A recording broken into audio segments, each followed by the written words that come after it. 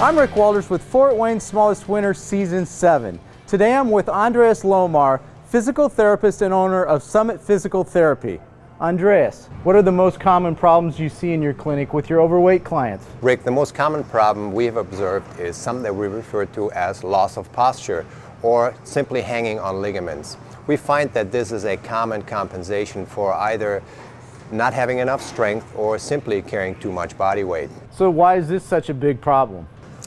Rick, it really wouldn't be as big of a problem if it would only affect one joint, but it generally affects multiple joints. It often starts at the knees, with the knees being hyperextended or locked, as we say. When the knees are locked, it forces you to throw your hips forward, which then puts you in somewhat of a sway back position. This sway back position then forces you to round your mid-back, which then in turn again forces you to round your shoulders.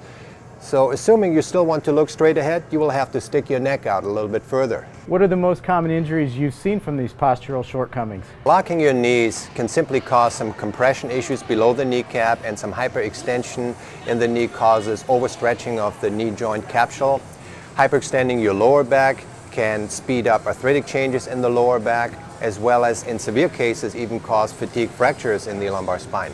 Rounding your shoulders or your mid-back can cause forward shoulders, which then with overhead reaching increases the likelihood for rotator cuff tendon compression issues.